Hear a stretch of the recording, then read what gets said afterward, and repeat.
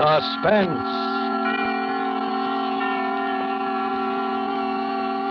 Produced, edited, and directed by William Spear.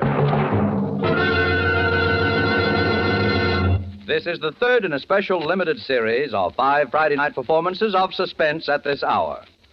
Suspense is compounded of mystery and suspicion and dangerous adventure. In this series are stories calculated to intrigue you, to stir your nerves, to offer you a precarious situation, and then withhold the solution until the last possible moment. Tonight from Hollywood, we bring you Mr. Dan DURYEA as star in The Man Who Couldn't Lose, a radio play by Emil C. Tepperman. We trust that with this tale, we shall once again keep you in suspense.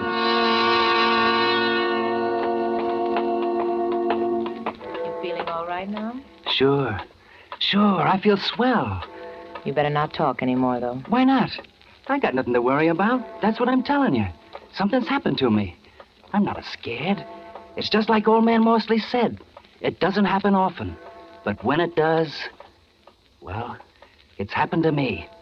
Something's happened to me that doesn't happen once in 100 years. And it all happened in one day. Yeah, it began this morning.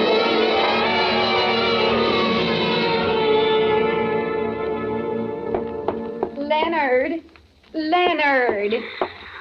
Now, don't you try to kid me. You're not asleep. Get up. Sure. Okay. I cook your breakfast. I come home and cook your dinner. In between, I work behind that counter all day until I'm so tired I can't hardly stand up. The least you can do is get up and drive me to work. Sure, I will. And what do? Nothing. Now, listen, Celia. You don't call what you do work, I hope. When did you last sell an insurance policy? When? I'll bet you can't even remember. I'm sure I can't. All right. And when you do get up enough energy to sell one once in a while, I never see the money. Horses, sweepstake tickets, the numbers, anything just so long as you gamble it away. But do you ever bring $1 home? Not that I ever hear anything about. Oh, shut up. Don't you tell me to shut up, Leonard Snell. I pay the rent when it gets paid. I pay the grocery bills. I pay for everything. You'd think at least I get a little appreciation once in a while. I appreciate it. I hear about it enough. Well, then why don't you do something about it? Listen, Celia, I don't feel so good today. Sure. That's what you always say every time anybody talks about work. But I'm sick and tired of it. You promised you were going to get a job this week, and you're going to do it. Celia, there's something I got to tell you. Oh, I suppose you want to wheedle some money out of me again. Well, if you can't even keep a little lunch money in your pocket, No, listen, it's more than that. Oh, it is it? I suppose you got another hot tip on the races. Well, if you think I'm going Will you shut up? Hey, what's the matter with you? Listen, Celia. I've sold quite a few insurance policies in the last 6 months. Oh, you have you? Well, where's the money? Don't you try to pull that on me. You're going to get a job. All right. I spent the money. On the races. Yeah. Only it wasn't all my money. What do you mean? I mean, I'm $1,800 short. And this is the last day to settle up my accounts with the company. You stole it. I thought I was going to get it back and make a killing. I had some tips that were supposed to be sure things. Oh, I get it. $1,800. Quite a coincidence, isn't it? All right. $1,750. What's the difference? And it just so happens that I have $1,800 in a safe deposit box that Aunt May left me this spring. Quite a coincidence. Celia, I got to get that money back to him today. Well, I don't believe a word of it. And you're not going to get that money. If I don't, they can send me to jail. And if I did believe you wouldn't get it. Maybe a few months in jail would teach you a little consideration. You know I got to have an operation sometime this fall. You think I want to go into a charity ward? And who'd pay the rent while I was sick? They can give me 5 years. You're just a little too cute, Mr. Snell. You've had your eye on that money ever since you heard I got it. But you're not going to get it. Why do you think I wear the key to that safe deposit box around my neck? Celia? I suppose you think I haven't noticed. Now, look, Celia, look. I suppose you think I don't know all those times you tried to get that chain off my neck when you thought I was asleep. Yeah, but... Well, I wasn't quite as sleepy as you thought, mister. All right. Celia. And don't you think you can wheedle it out of me? Get away from me. Lynn, take your hands off.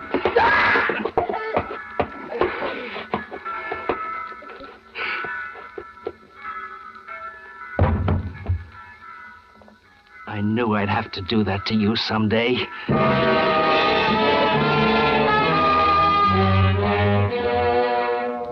I bent over her. She was dead, all right. The key was on that little chain around her neck, just like it had always been. I yanked on the chain, snapped, and the key came way in my hand. I shaved, got dressed, then I went through her purse. There was $9 and some change and the usual junk. And that sweepstake ticket made out in the name of I'm a Winner. I put the money in my pocket, the ticket in my wallet. I'm all set to go now, except for writing a letter. All of a sudden, I realize what I'm doing doesn't seem strange to me at all. It's like one of those dreams where you think it's all happened before sometime. I wrote to the police. I have killed my wife in a fit of anger. I can't go on living anymore after doing a thing like that to Celia. I'm short in my accounts, too. So there's only one thing for me to do. Don't bother looking for me. By the time you get this letter, you can find me in the city morgue. Yours truly, Leonard Snell.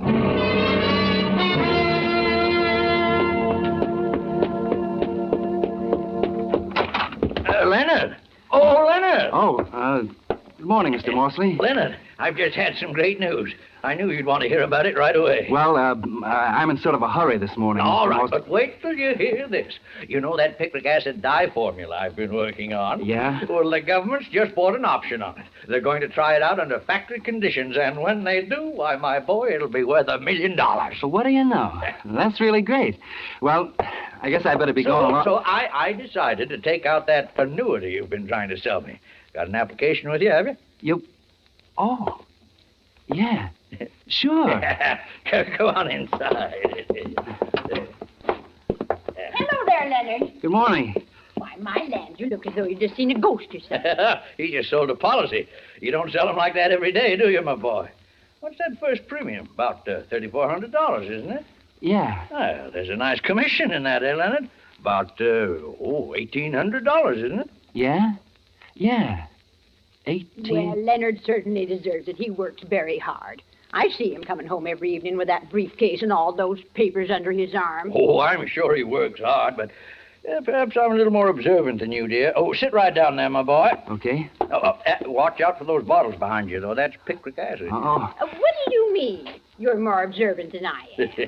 Most of those papers are the racing forms, aren't they, Leonard? Well, You know, I've been watching you, Leonard. Yes, you've had a hard time, but you're a gambler. You believe a lot in luck. Well, sir, now I've got a theory about luck. when were you born? March 1st, 1878. Yes, luck is something that can come in big doses sometimes. It's almost as though fate had planned it out ahead of time. Who's the beneficiary? My wife. Oh, that's so good. There's a perfectly good mathematical explanation for it, of course. Now, a number of unrelated events converge, and they all add up to the good fortune of a single man. Oh, happens once in a century, perhaps, but it does happen. You can make out the check. Of course. Why don't I make it out to you personally? Then I can collect that 3 months' rent you owe me, huh? Why, sure. Sure. That'd be $3,255. Oh, fine. I'll make it out right. You know, Leonard, I was saying to Sam just this morning, I'm almost as glad for your sake as for ours. My, won't Celia be surprised? Huh? I said, won't Celia be surprised? Oh, yeah. Say, where is Celia? She usually leaves work long before this. I always hear her. Well, she's, Oh, Leonard, don't tell me there's anything wrong. I know she hasn't been feeling well lately. No. It's just a little headache, you know. Why, the poor thing. Why didn't you tell me? I'll go right upstairs and fix her something. No, you better not. She told me she wanted to sleep. She's asleep now. Oh, well, then I won't bother her. Yeah. I'll go up around noontime. Maybe I can fix her a little something then. Well, yeah, sure. Well, my boy, here's your check. Thanks. Now, don't play that on the races. Don't worry. But you keep playing your luck just the same. You know, luck's a funny thing. You've had a lucky start today. Maybe your luck's changed. Yeah. Yeah. Maybe it has.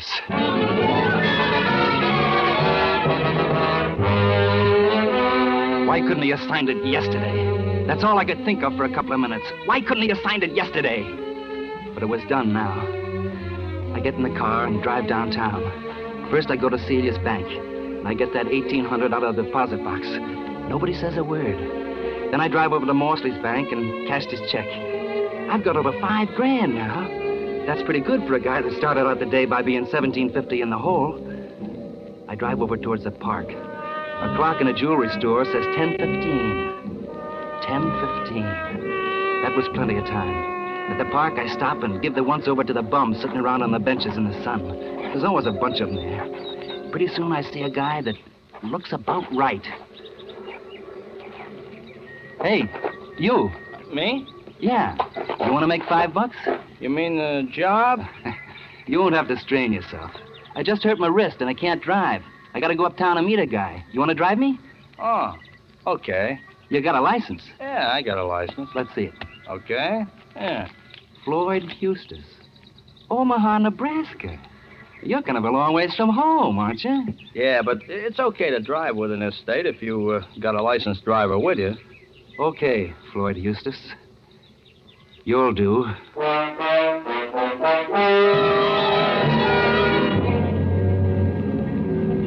We get in the car and head uptown. My luck is holding.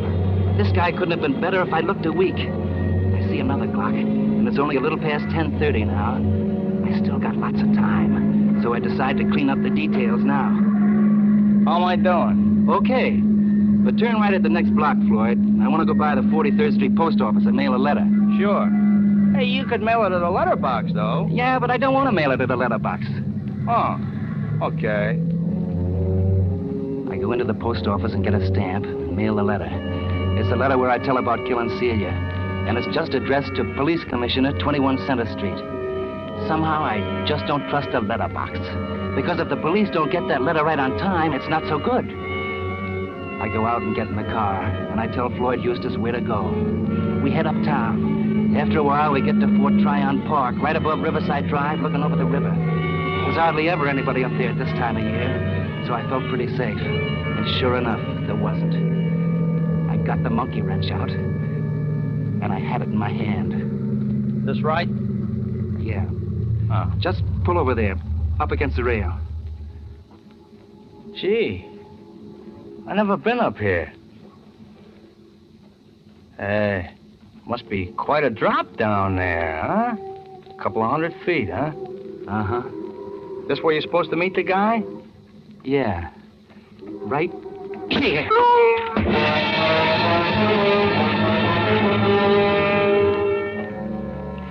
I dragged him into the back seat and took off all his clothes, and then all mine. I changed clothes with him right down to the underwear and socks. I put all my papers in his pockets. My license, Old Man Morsley's application, my wallet, the works.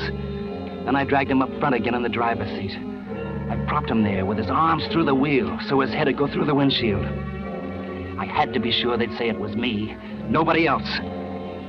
Then I put her in gear and let her go.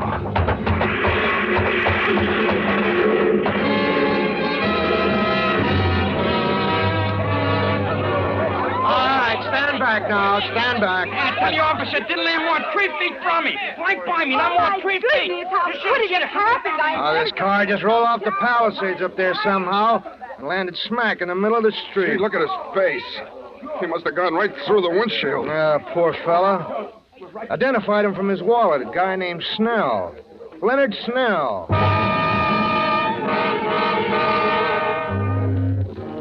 I was free. I was free of Celia and all her bellyaching. I was free to do anything I wanted. I had $5,000 in my pocket, and the cops had Leonard Snell's body down at the morgue, just like I told them they would in the letter. My luck was holding but good. I went over to the 181st Street bus station. There was a bus leaving for Boston in 20 minutes. I bought a ticket. Then I got a paper on the corner, went into the lunchroom, and sat down at the counter. What's yours? Scrambled eggs with bacon, French fries, orange juice, and coffee. And I gotta catch a bus. It won't take long, will it? No longer than it takes an egg to scramble. Whoop. Excuse me. That's all right, Mac. I like to read a newspaper while I eat myself. Uh-huh. Kind of aids the digestion, I find. Yeah. Mm-hmm. Here's your orange juice. Thanks. Some guys have all the luck, don't they? Huh? I said some guys have all the luck. I was just noticing in your paper there about those Irish sweepstake winners. Oh, yeah. Yeah. Some guys What's the matter? You feel bad? have all the luck. When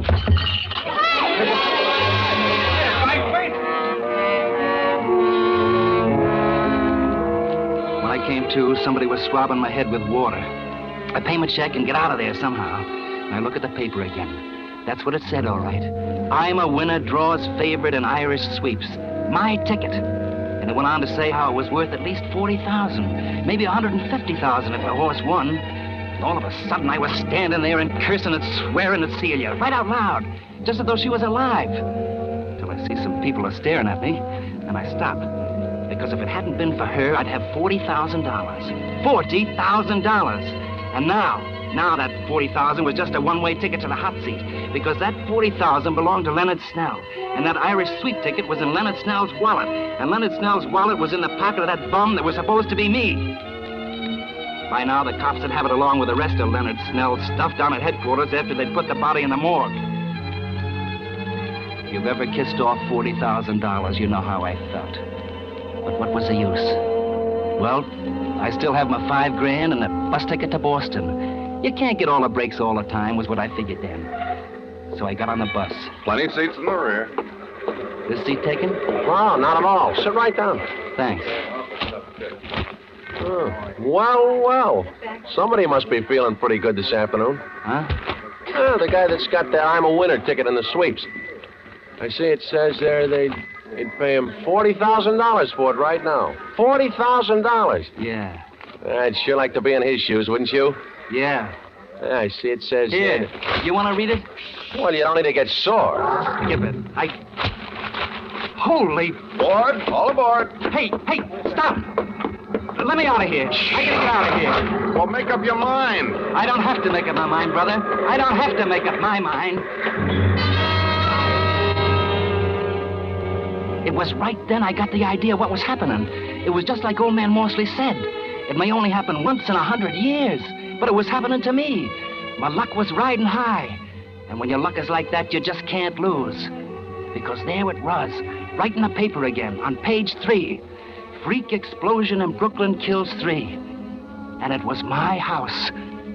And the people killed were Morsley and his wife. And Celia.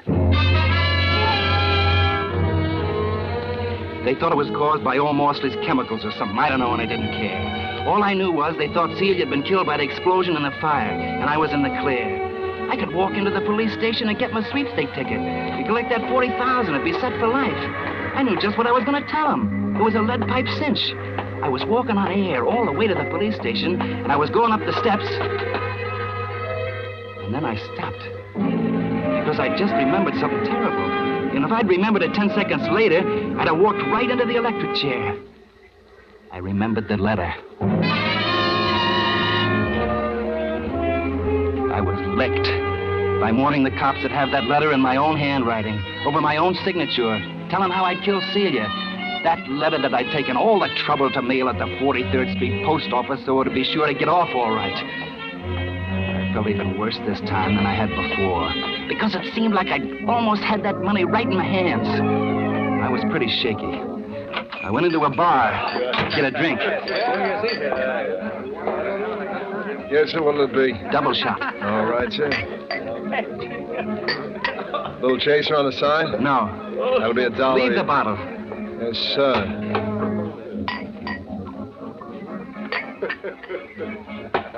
And now we bring you 5 minutes of the latest news. Hey, Charlie, turn that radio up, will you? One of the most daring holdups in the annals of New York crime, a gang of armed men this noon robbed a United States mail truck just as it was leaving the 43rd Street post office, removing 8 sacks of mail, the entire morning collection of the post office.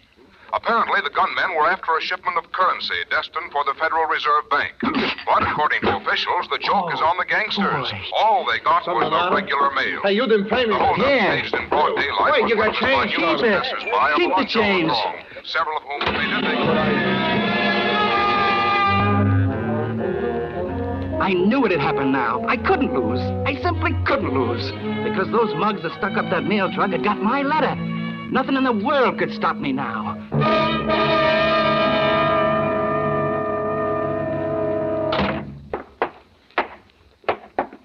Officer, I've just been held up. Held up, huh? Yeah. Well, what happened? Well, I picked up a guy who asked me for a lift about 225th Street and Broadway. I was driving along by Van Cortlandt Park when suddenly he grabbed me. Then he hit me with something. That's all I remember till I woke up lying in the park. My car was gone. Then I found out that he'd taken my wallet, my money, everything. I see. What's your name? Leonard Snell. Leonard Snell? That's right. Oh, say, Lieutenant. Yes? This gentleman is Mr. Leonard Snell. He was held up this morning. His car was stolen. Oh. Just step in here, will you, Mr. Snell? Why, sure. Sit down. Thanks. I've got some news for you, Mr. Snell. Did you find my car?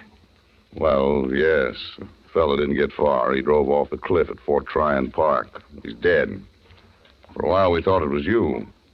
But, that wasn't what I was going to tell you. Well, what was it? You haven't seen the papers today? Not since this morning. What? I've got some good news and some bad news for you, Mr. Snell. Maybe I better tell you the bad news first. It's pretty bad. Go ahead. Your wife was killed this morning, Mr. Snell, in a fire at your home. My wife?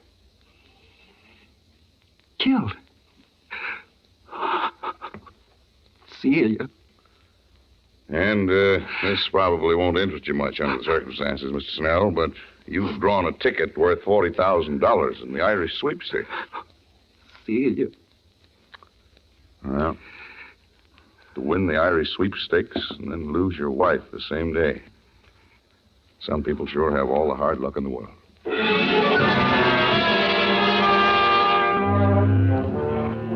Luck. Within about 15 minutes, more things were happening to me that could happen to most guys in a dozen lifetimes. And then comes the jackpot I've been waiting for. Will you hold it, Mr. Snell? Just hold that pose right there. If you care to make us favor, one more now. Would you mind telling the public how you feel? Because... Please, fellas. Please. I hate to trouble you at this time, Mr. Snell, but the syndicate I represent is prepared to offer you $40,000 in cash for your sweepstake ticket. I got the money right here in cash. All right. I don't care much about the money, though. Now.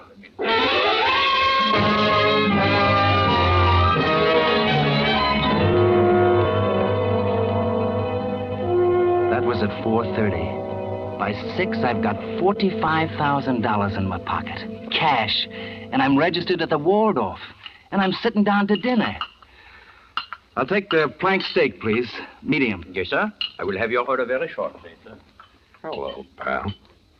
Mind if I sit down? You a reporter? Not exactly. I'm a sort of a collector.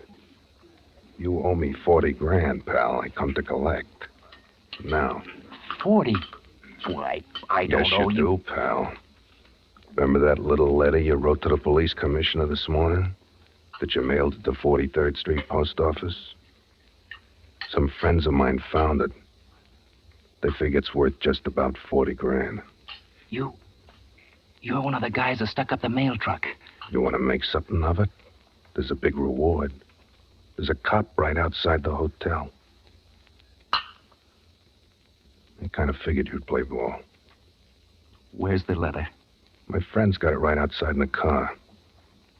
Still got that dough on you in cash like the paper said? Yes. Come on. All right.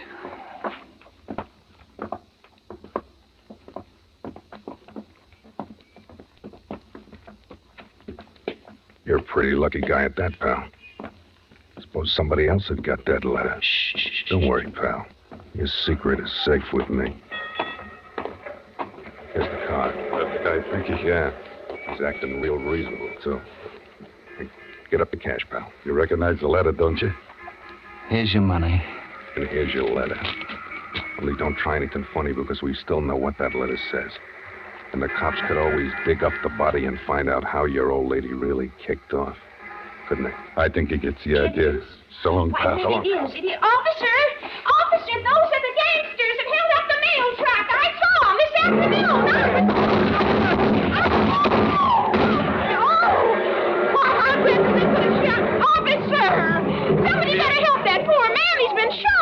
course, Charlie.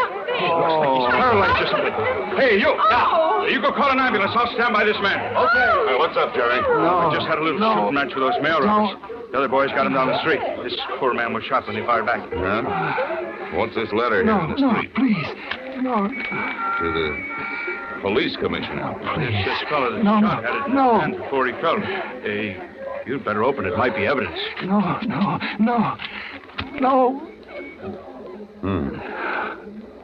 You better put a guard on this fellow at the hospital, Jerry. Right, sir. From the looks of this letter, he's going to stand trial for murder.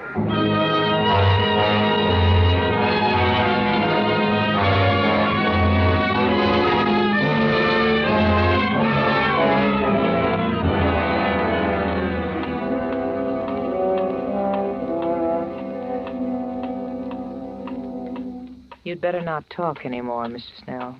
What's the difference? What's the difference how much I talk? That's what I wanted to tell them. What if they did get the letter? I'll never go to trial. Because I got luck, don't you see? It comes once in 100 years. And I got it. I got that kind of luck.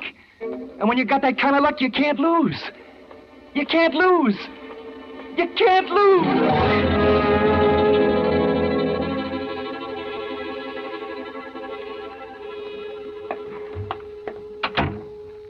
Oh, hello. Hello. You still here? Oh, you know I gotta guard that fellow Snell as long as he's here in the hospital. Yeah, but did you ever see the like of it? I don't suppose one man ever had so much luck in one day in the whole wide world. I guess his luck is played out now, all right, though. Funny. He said you can't lose. Yeah, well, he's wrong. He's wrong there, because that lad's gonna fry just as sure as my name is Jerry Maloney. No. No, you're wrong, Jerry. His luck is still good. Huh? He's dead.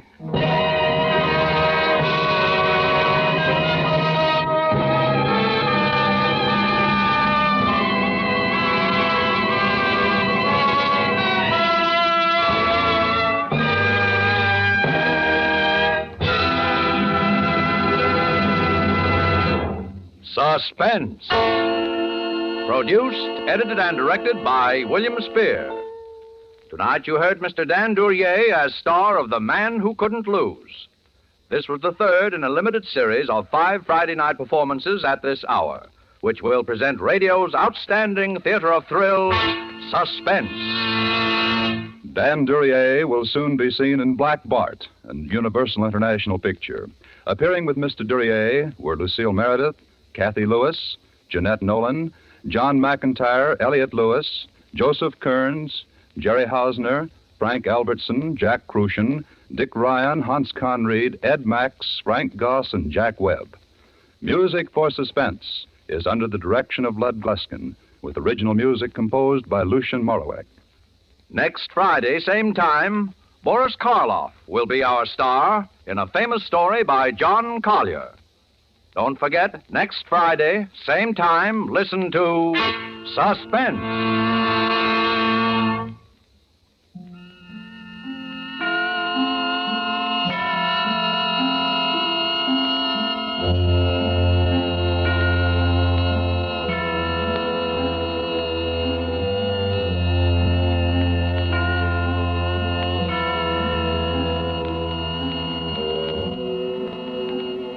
This is CBS, the Columbia Broadcasting System.